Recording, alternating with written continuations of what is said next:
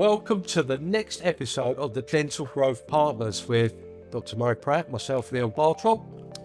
And this is the 5th episode, isn't it, that we've done. So I hope you've watched all the others. If not, go back. There's something of interest for you in there.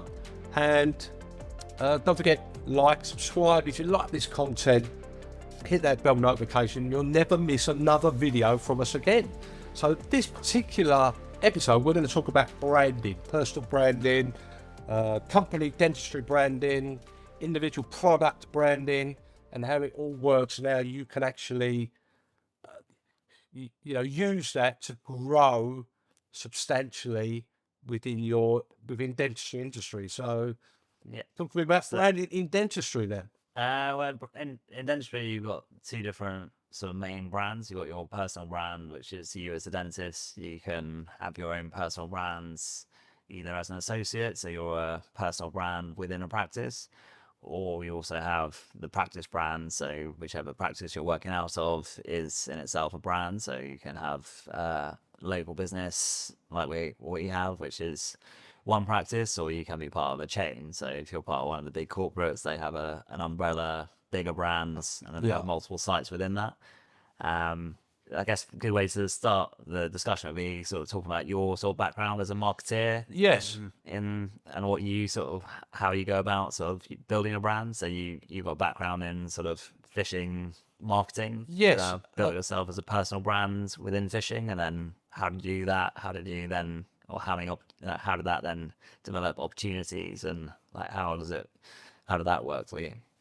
Well, I think personal branding is very, very important, even within dentistry. Like you said, there's a couple of different ways it's used in dentistry. You've got like your company's, your practice brand, where you have your logo and your tagline or a catch line, have your colours, and you had a designer do that branding, and that's that should be on everything that you do, basically. So every leaflet you give out, every consent form, every email, anything like that should have that branding on. But then you've got your personal branding. So if you're an associate dentist, or with me, I started, my passion is fishing, but I made it a business many years ago, is your personal branding, which can grow into helping company brands as well. And the way I did it was through creating lots and lots of content. So if you think of an associate dentist or a dentist, there's quite a few out there, which if you look on Instagram, this is a really good place to promote your personal brand, because it's very visual, images, video, that type of thing. There's probably half a dozen really good brand ambassadors for their practice. So they're continually putting their content. It's all branded with not only their own sort of name, but with the practice name as well. So that's getting out there. It's interesting stuff. It's fun stuff. It's entertaining. It's giving you information about what they're doing, whether they're doing Invisalign, anything like that. And I sort of done exactly the same thing in fishing, where I would talk about how to catch this fish, or how to tie this particular rig to catch that fish, or I would make films about particular going fishing in France, or with all these topical, interesting things that fishermen would find interesting. So you're grabbing their attention, and they're looking at the images or the video or the how-tos on YouTube. And that what happens is, with all social media platforms and all platforms in general, the longer you're on there, the more those platforms push you out. So you built your position as like an authority fisherman, basically. Like you're like showing that you're like good at it. So like I think the word is authority. Like, I'm not the best angler in the world. I'm not, but I'm good at marketing. So, and you see that a lot in the dentistry space. You have some very good dentists out there, very good at getting the attention of that audience. And you sort of, it's a combination of giving away free stuff, as in sort of stuff of interest to other people who are doing it. But let's Yes. say if you came to the subject, or perhaps it's a bit in dentistry, sort of in a mixture of sort of the people who are sustainably always interested in dentists are dentists and people who work in dentistry, like dental nurses and Yeah. people like that. So that's like a sort of audience in one sense. But then Yeah. you've got people who suddenly come in who are like interested in the service, so they're interested briefly for a treatment. So they then are looking for the hyper expert who is in that industry. So then they come in and they sort of look for someone who's got authority Exactly. in that treatment. So Exactly. so it's a little bit complicated because you're trying to appeal to some people who are working in the industry and then some people who are like, Yeah, but I think it's all part of it. So, like with my promotion of fishing companies and fishing content, it's all free. Yeah. So that's another main thing is if you're putting out that content, it's free as well. So people, if they're interested in, say, Invisalign, for instance, or getting the veneers, whatever it is, they're searching the internet and then like this particular dentist to come up, or in Google, this particular dentist come up because the platforms are pushing him out with all this free content, or her, or the practice, if the practice becomes known for orthodontics, for instance.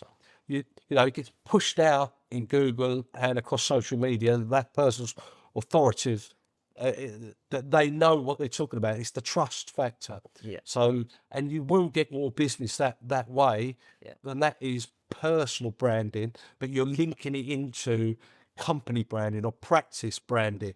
So it's a very powerful thing. Because one is free. Yeah. It's not free because it's for the actual dentist, because time is money and it costs to do the film and it costs everything else. But for the consumer, it's free. That they're getting an insight into how Dr. Murray Pratt does his Invisalign, or how, you know, Forever Dental Skin goes about their patients, or how the associates. In terms of like branders overall, like marketing, like from the sort of high level view, it sort of reduces the person's anxiety that they're going to get what they want. So if they came to you for like fishing advice, they know that you've got 50,000 followers. So if they copy your rig or your tactic, That's it. that they're going to get like, you know, a good result.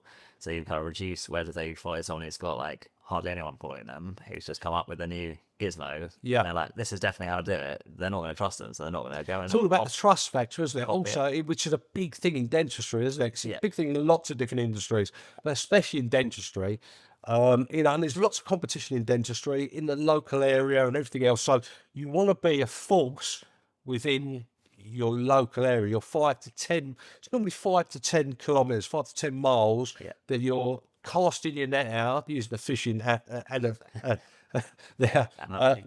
And it, you know, if you're in their mind and the brand is good, the trust is good, you're giving them free content. You know, they're more likely, and there's data to prove this, they're more likely to come to your practice and with interest, with that trust of like, okay, I'm at the point in my life where I want some dentures, or my child needs orthodontics doing. Oh yes, Forever Dental Skin, around the corner. I've seen lots of their stuff, and you know, he comes across as a nice guy, and it's interesting, the fun. That's branded. And often then that's where the consistency. So if you've been doing it for years and years, that's where the consistency of marketing effort, and consistency of brands sort of builds up over time. I mean, if you just look, let's take a famous brand like Nike, for instance. Without even looking, you recognise the tick. Don't you? You recognise the Nike. You know that's the place to go for trainers. Yeah, they're the number one selling trainer in the whole world, brand, and they've built that brand up over many years, and they don't even really have to advertise anymore. Yeah, you know, because it's, you know, they're constantly putting content out, different content. They're working with personal brands to push their you know, their content as well, and then, you know, influencers. So they're top athletes, so they're influencers. Exactly, footballers, you know, basketball players, that type of thing, and it's exactly the same. I'll give you another example. Invisalign. Now, Invisalign, they work with specific dentists specific influencers within the dentistry, sphere Nice, yeah. in space. So, it's all branding. Yeah. It's all trust. It's all branding. I mean, Invisalign did become the number one Aligner as well. Yeah. aligner for no reason at all. Yeah. Yeah, They work. you see how the brandings work, because we don't say aligners, we say Invisalign, Yeah. don't we? Everyone Yeah. says Invisalign, don't they? Yeah. So, So become like a the product. branding has worked. Yeah, yeah, yeah. And in terms of, so if you were sort of working with dentists, you've got the personal brands and the practice brands. Like, what were like the sort of key steps in sort of developing that? What would you say like the approach? Key steps. First thing I'll say, you have to have what I would say, time put aside every month. What we normally do is, Dental Growth Partners, is we go and work with other dentists, Forever Dental Skin and other dentists, where one day a month we would go out and we film X amount of content with that dentist about the personal brand, about what they provide, about the patient journey, about testimonials, and all that is branded with your logo and all this type of thing. Yeah. And that content is pushed out onto your social media platforms and your adverts as well. We create adverts. And that's your sort of first step to get the message out there. Also, you need to post consistently. You need to have a strategy. You can't just chuck it all up there. You go, right, well, this month we've got Invisalign Open Day coming up in 6 weeks' time, 2 months, whatever it is. Right, we're going to concentrate on Invisalign. So you have to have a branding strategy And as like well. a calendar, like, because consistency of doing it, and that's why it's sort of having it scheduled. You can't put can't just too much out there. Yeah. You're vying for attention. So in other words, if you there's something I hear in the marketing industry from different clients and different people and friends who run their own Instagram pages, like, oh, I don't get as much reach anymore. It's not they don't get as much reach. It's just there's more people trying to compete. show you stuff. There's lots of competition, so you've got to be consistent. You've got to put out lots of content. You've got to put out interesting content that's edited properly, that's filmed really good. I mean, it's time, it's money, it's most practices. I can't be bothered with all that, but that is part of how you will grow. It's your A to Z, your branding, your content, your free information, your trust.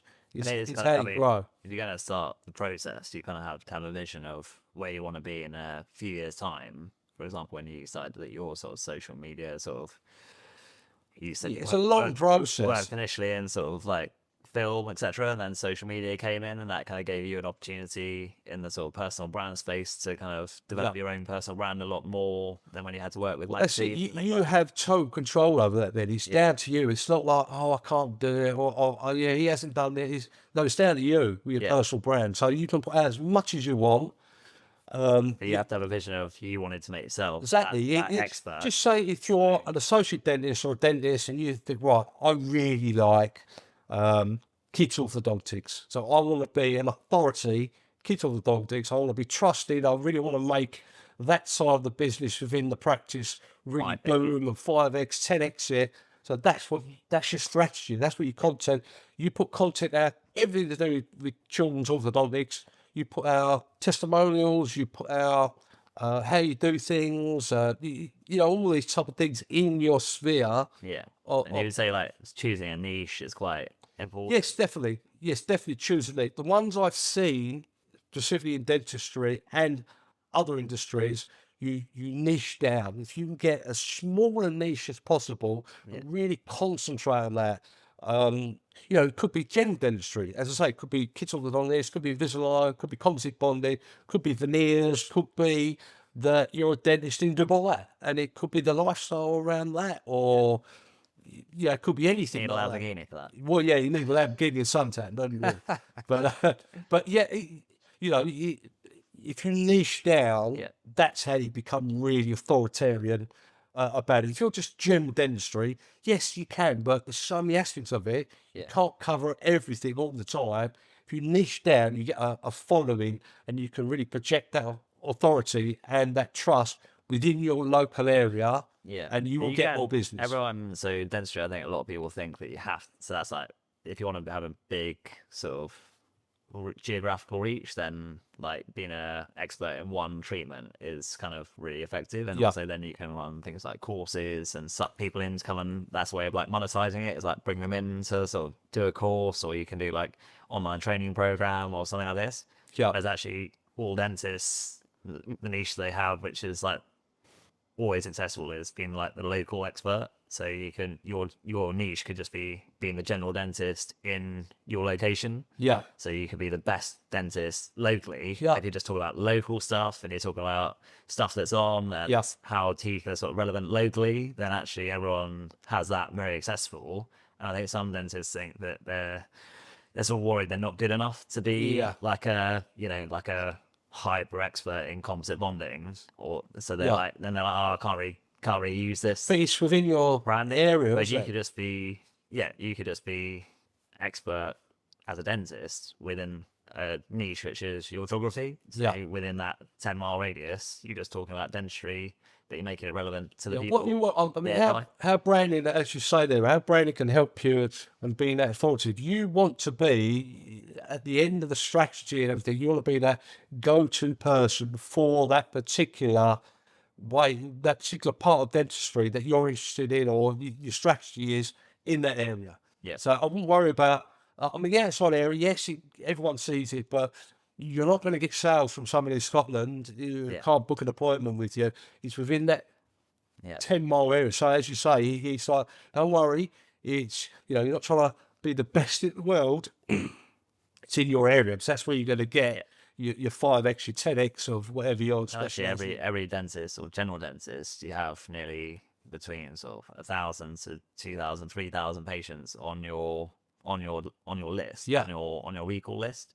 So then if you times that over a practice, the practice might have up to sort of 3, 4, 5,000 patients on your list. And actually those are people, to those people, you're their expert. So they are Yeah. always interested in what you have to say about it. So Yeah, it's like definitely. how they should be brushing their teeth, how they should be looking after their kids' Exactly. teeth, Yeah. how they, you know, should be looking after their parents' like Yeah. dental health, you know, how they're like, you know, all the sort of common sort of routine things. So actually they just want to hear you talking about it. Exactly, They yeah. trust you when they hear Yeah. it on, you know, they can find it on other things. So You talking about it is more engaging and more interesting for them. But it's Exactly. like, So oh, that's what you'll they trust find it, really. over time as a dentist, if you're specialising in one particular sphere, you'll get all these other, which will increase as well. Like you say, the dentistry, how to brush your teeth, all these things will add to your practice. It Yeah. won't just be, say, kids orthodontics. It'll be, you know, Dr. Pratt or whoever it is, it's oh, I've been asking about Invisalign. Because obviously he knows what he's talking about. Yeah, this the trust is the, Yeah. you know, But also, one thing, some of the dentists I speak to, they're like, oh yeah, but it's kind of like just talking about the same things all the time. But in your sort of experience with marketing and fishing, etc., you obviously people don't get bored somehow of like hearing relatively like similar. They want like a bit of variety. This is the way like, the messages. this is the way I look at it. That people don't get bored of seeing free content. Okay, they might switch off to it, but another thing you've got to understand is that, you know, you could put out your best bit of content. You could do a 2-minute video about Invisalign, stick it out there on all your social media, on your YouTube channel, on TikTok, everything like that. And depending on what time of day it is, it's like only X amount of people can see it. So and people think, oh, I can't reput. Well, you can, because you can repurpose that and send it out again. You can post it up again. You can put it out. You can. Slightly different people watch it. Yeah, different each time. people, different times are going to watch it. That's one thing I think a lot of people in marketing think, oh, I can't use that bit of content once. Yeah. Well, no, you can use it lots of times Generally. because your audience isn't always watching, is it? Yeah, Sort and of also thing, not so- it's like interested in you, or is kind of in that, because we talked last time about funnels. If they're in that Yeah. sort of consideration phase, they might go and watch like 10 pieces of content about you, and they're not necessarily they're interested in it, but they're also interested in just watching you and getting to know you. Yeah. And then eventually they're like, oh, actually, I want to book in with that guy. Yeah, Like, 100%. like the way he talks, like the way he's sort Yeah. of, you know, going about his kind of work, etc. Which is something that maybe is difficult to kind of quantify. So you're not quite sure sometimes, like people how they've got to know you, but they say, yeah, is it a Google thing? They're like, people need to watch you for like 7 hours online Yeah, before I mean, it's before they like buy online, something like that. it's like anything. You think if you're going to buy a car, you don't just go, look, right, I bought it. You investigate. Well, I want that colour. Or what seats does it have? Or what, that time. You buy a telly, it's like, oh, how many inches is it? How many? You don't just, nobody just buys straight away, do they? So, Yeah. so putting out that content, putting out that branding, even if you put it out and you get, say, 3 people looking at it, you think, oh, that's a waste of time. It's never a waste of time. Just out there in the internet, people are seeing it. People are. It's always going to be there, and people keep coming back and looking at it, and it's never a wasted bit of content. That content will help you grow, and will help someone make a decision on trusting you to use you for whatever procedure it is in dentistry or any industry, really. Yeah, and in terms of sort of design, if you were starting from scratch, like in to like it's just starting a new dental brand, what would be like the core? Like obviously the identity is kind of quite a key thing. So spending a bit of time, like Yes, just like definitely. what your identity is going to be, Yeah, get a what you want really to be. nice Yeah. logo or nice tagline or nice colours. So people sort of, but that's like secondary to kind of the initial bit is deciding who you want to be. Like, Yes, definitely. Yeah. like Yeah. you want to be the best at something, Yes. and then maybe sort of you don't have to reinvent the wheel. You kind of copy someone else's kind of position. Yes, Be like, definitely, in yeah. 5 years' time, I want to be similar to them, and then sort of work backwards. Nearly be like, well, they're clearly sort of doing specialist treatment all the time. That's where I want to be, and then sort of more the actual like the designing of it. Like obviously, like say then you go through like you kind of create your vision of Yeah. the expert you want to be or the kind of niche you want to be. Yeah. Sort of, and then you sort of go about sort of adding the Adding all those, building it out, don't you? like obviously logo is something, but like just having a good logo with nothing behind it will do No, it's part. will do I mean, nothing. it's Like, it's part of the process. It's that, and then where you're going to have your practice. Yeah. Where you're going to, all these things will make an impact on you growing and having that strategy. But yeah, I mean, like with any business, not just dentistry, you need strategy. Right? Who am I going to be? Where am I going to open up my premises? What logo, what am I trying to project to the community? Do some investigating about, who lives in your community. It might be a high percentage of, Chinese people. It might be a high percentage of children. It might be, you have to appeal to them. you have to appeal to be popular. It's no good doing, specialising in, say, kids orthodontics if 99.9% of the people who live around where you are over 70.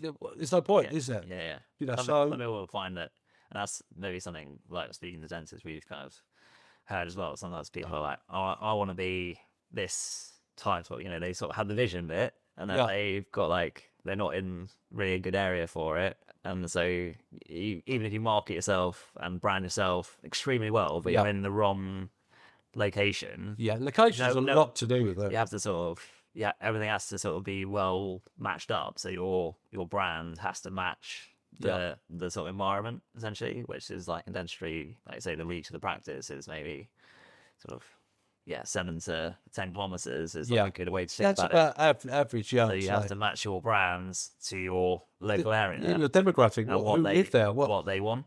Because we've had a few times where we sort of spoken to people who are like they're very keen to be a hyper expert in something, and they're maybe in an area which just can't really sustain it, or there isn't the demand for it, so they're spending a lot of time forcing or trying to put something out. It's never going to work. Whereas when it works, would you say when brand matches kind of what people want, it's really kind of quite easy. It sort of goes, it all flows. Yeah, like, I would say with your branding and something like that, take a lot of time to actually investigate your area, where you want to specialise in, and do as you say, do lots of research about the area, where you're going to have the premises, and your demographic. What is your general demographic? You might be lucky and have a wide variety. They've got lots of choices. Yeah, but some people don't necessarily have lots of choices. They sort of all they need to maybe consider. Location is you need to be have enough people. Like dentistry, you need people because obviously you're providing appointments to people, and then you need to have people that sort of looking and sort of need what you're trying to offer. Which is if you're trying to offer things that don't match, Yeah, then it's so good. no amount of brand. Doesn't how much money you spend, That's how like much a branding. that's like a brand mismatch. It's like sort of Yeah, having like the sort of it's detrimental, isn't it? You're going to go bust, aren't you? yeah. Really. So So how was from when you very first started your practice? yeah. How's brand through the years changed or been important, or have you realised like bloody hell, branding is really important, or it's like tell me your journey with branding for the practice. So yeah, I set my sort of vision out at sort of reasonably early stage in my dental career that I wanted to be a private dentist and sort of high sort of value sort of general dentistry and sort of have a full repertoire of sort of skills basically to do Yeah. some orthodontics, some implants, and general dentistry. So looking after sort of really like family dentistry plus sort of middle age sort of people was kind of what I found like suits me best. So that skill set sort of matches up with those patients. And yeah, luckily I knew the area very well because I actually grew up in the area. So Yeah. I knew that the practice that I sort of trained myself to match what I thought I was going to do. So that was obviously matching up the identity of the skills I needed with the people I wanted to see. And then I kind of knew eventually I was going to come back out of London to an area like this. And this is like a good area for the type of practice that we are. So it's kind of building all those three things together for actually probably nearly like 10 years before you start the practice. Then the actual design of the practice kind of went through a number of different designers because some people who were like designing it and didn't really like the way they were doing it. So I ended up choosing someone who had a mixture of like design skills for like the logo and the sort of font choice, sort of in-house, presentation is kind of gives the impression of a nice environment and a sort of environment similar to the patients that we see, the sort of similar sort of service Yeah, level so I mean, it's a lovely that environment. they're used to, which is nice decoration, nice sort of quality, finish, etc. So it's kind of matching the design of the premises To the with demographic. to the demographic and to the identity that we wanted to have. And then you've got stuff like the color scheme. So we've got like a sort of essentially green, gold, sort of brown sort of color scheme that runs throughout, and then that runs throughout the website, runs throughout the property, all this sort of thing, which again just is a sort of trigger to patients that okay, this place is all like cohesive, it's all being thought through from conception. It's like the website matches the premises, the printout documents match the Branding. website, which is all and it's all essentially sort of been developed over a few years to match the initial thing, which is trying to present a practice which is going to appeal to those patients, because this is what they expect when the standards are very high in the world. Like they go to other businesses, they kind of expect to see all these things looking how they expect, and if they don't, it starts to break the sort of trust. They start to know, well, why is the branding, or why is the document not being given not got a logo on it? Or, they don't necessarily realize that, but they just like why it just doesn't look. Yeah, it's not as professional, is it? If it's not all cohesive and tied in So it's with the branding like that and everything, it's not.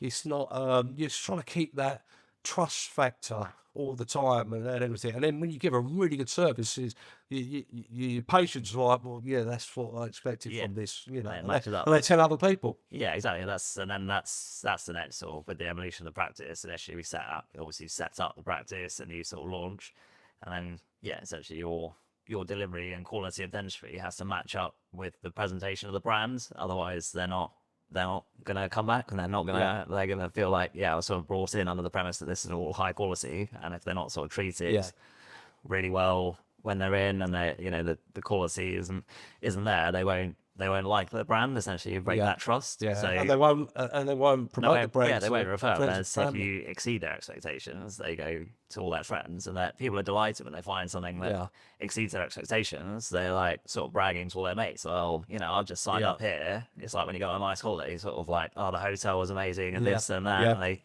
did the room was so well prepped, etc. You can't believe how good it is. It's sort of, you want to have that service level where they then go and tell people that story about your practice, but about essentially it's your brand as well. Yeah. And then they Brand's so important, isn't it? associate that story with your name, and then next time they have a need, so might initially like not give it that's great. I saw them on the high street, but So they're not bothered. But then next minute they're eating breakfast and a bit of tooth breaks off, and they're like, yeah, oh, actually, you know what? I don't really like my dentist, and yeah, this is gonna cost a bit of money to fix, and I don't really want to spend it with them because last time I went there, they it's a lot of good last time experience.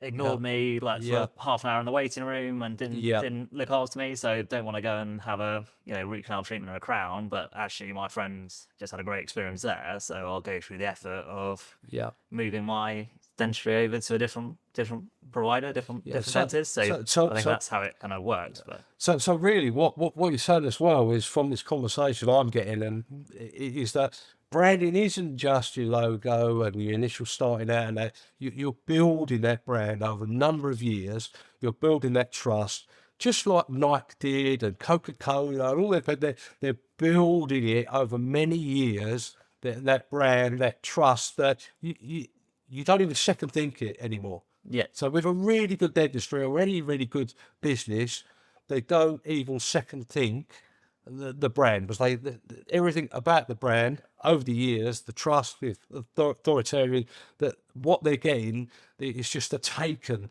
isn't it? yeah. And that's what you're doing. And that's what you're trying to do over a number of years. Yeah, and the more you can build that with hundreds, thousands of people, I say that Yeah. they're gonna go and whenever dentistry comes up in everyday life, they're gonna go and tell them about it. If if they have something nice done in the practice, like say Invisalign, and they sort of got a nice new smile and people are sort of noticing it, then that's how they sort of tell. And this is in a local geography, this is like word of mouth sort of brands building. So this is like every dental practice has like that locally, and Yeah. then it's sort of matching that with the online world now with like Yeah.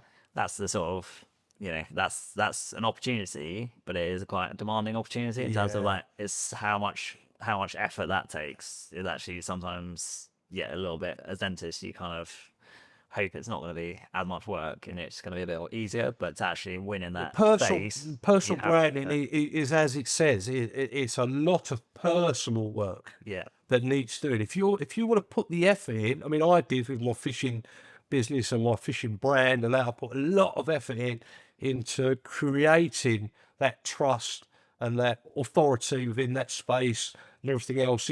It's down to you really. If you how much effort you want to put in, but the effort equals rewards, like any sort of business, and that can help your company brand as well, like your Yeah. dentistry brand as well. They you- go hand in hand. yeah, you get more opportunities as a practice if you got a really strong brand and you're really popular amongst your local community. Yeah. If you need to find a new associate, you've got people queuing up, Exactly. wanting to work with you. When Yeah. you got a weak brand, i.e., no one knows about you.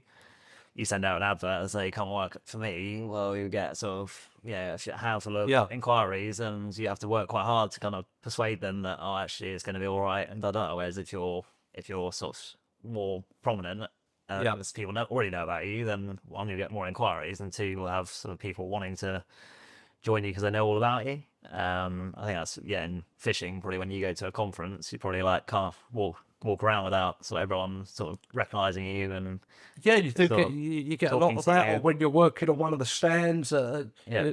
like a show and things like that. People come to see you because they want to meet you, but they want to tap your brains about this particular way of fishing, or what bay or what hook, or whatever it is, because you build that trust up through that personal branding, that content. People, well, I'm going to the show. I'll ask Leon, or one of the many guys that do what I do with the industry. Yeah. And it's can be very, very powerful. And Very powerful. You've probably had opportunities to like work with the brands with it. Oh, lots of brands. So they then sort of they want to use your expertise, but also they give you like opportunities which if you don't have a brand, Yeah. you don't necessarily get an invite to do these sort of things. Yeah, it's all it compounds on itself, and it's good. Your personal branding in dentistry as well can only nothing but help the practice brand. Yeah. It all goes hand in hand. If you've got 2 or 3 associates working and they're all pushing out content. I know it's time consuming that, but it can do nothing more than help the actual practice branding and revenue stream and help everybody. Yeah, because it's like a sort of, yeah, it's like a noise that you're building up. Yeah, and it's it's all exactly that. ideally sort of positive noise, and and you're trying to essentially help people with their problems and their sort of dental health essentially by just giving them more knowledge, more opportunity to know what's available, what can help them. And then within, like, for your own personal career, you obviously want to do what you train to do. So you spent 10, 15, 20 years Well, for me getting to this point, and then you want to actually you want opportunities to do the full repertoire of what you do and sort of maximize your opportunity within your career to have the biggest impacts possible within your your job. I would say even if you're a practice owner and you've got 1, 2, 3 associates working with you or for you, encourage them to have a personal brand. Yeah. Because you think, oh yeah, but they're going to waste time, and no, encourage them to have their own personal brand and put content up about the practice and about their expertise in that, because it can only do one thing. It will help get the message out there about the practice and put you on the map in your area as the go-to practice to go for whatever procedures and general dentistry. And that's a knock-on effect with the branding. You get the general dentistry as well. Then you don't even have to advertise for you. It just comes along, doesn't it? Because they've got that trust and authority. And in terms of sort of projecting brands, you've got sort of personal website, or if you're talking about personal brand, you've got like your sort of personal website, you got your social media pages. Yeah, social media is so prevalent and so powerful nowadays. It's called social media for a reason. It's very social, so you can answer questions on there. You can put your content out there. It's a very good medium for getting the message out there about your personal brand and the practice. It's such a good, YouTube little. It doesn't have to be a all encompassing, like, here we've got 3 cameras and we've got, we're talking, there's loads of audio. Just get your phone out and just like, today we're doing, a special, Invisalign for Mrs. Smith, and, she's smiling and giving the thumbs up, and, bang that up as one of your stories. It can only do but help your practice. Yeah. And in terms of like sort of building your career, like personal brands, as they compounds over time. So for you, like, how long did it take for your sort of personal brands sort of build up to where it is now? You started. Oh, definitely years and years. Magazines, when magazines were the prominent thing. I used to write in magazines. I used to go out on photo shoots with a photographer, and we used to write a couple of thousand words about a venue or a product or whatever, something like that. And then it's sort of like 15 years ago, really, you had social media boom with Facebook, and then later on Instagram and YouTube about 10 years ago, 12 years ago. Yeah, I think that's where I first came to know you, was on YouTube back, must be when I was at university, so sort of. Yeah, so it's showing my age now. 15 plus years ago. But yeah, I mean, it's all, branding isn't just the logo. It's so much more. It really is.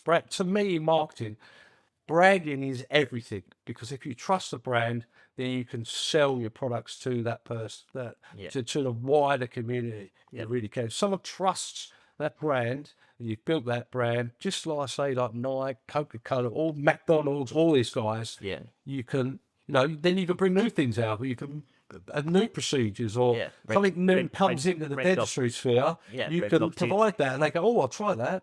Or face aesthetics. It's because you've got that trust, that brand already. People just go, oh, I'll go and have a look at that. I'm interested in that. So it gives you plenty more opportunities. Like, it's more work, like, say. It's effort equals reward with your personal branding. Definitely. I'd say as a dentist, like, we obviously offering like services in the space, but having you sort of, there's a sort of crossover where initially you can help yourself, because you can run your own social media page. You can do a little bit yourself, but there's a sort of crossover where, when it starts working, or for me as a practice owner, initially used to do a lot more stuff myself.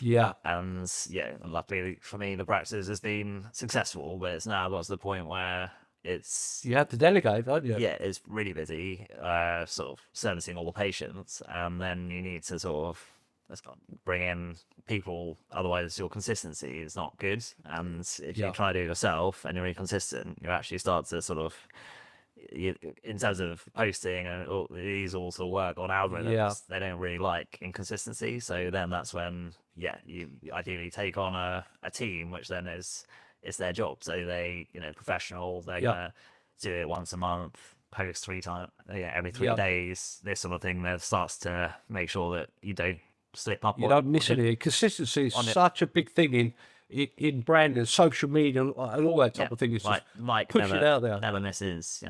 There's adverts running every day of the year. Every sports event. Every hour of the day. Wearing their products. Every time you think about sport, they'll be. They don't take the foot off the gas, even though they've got the branding now, the brand and the trust and authority. You've got to maintain you've got to maintain it. So I would say if you're a dentist and you start doing your personal branding and posting on that, and you get busy, which you will do from there, and then it's like, well, I'm busy now, so I've got to concentrate on this. Please do yourself a favour and either hire someone else to start posting your content, filming your content, scheduling your content, building your strategy with you. You just take one thing off your mind, but keep that.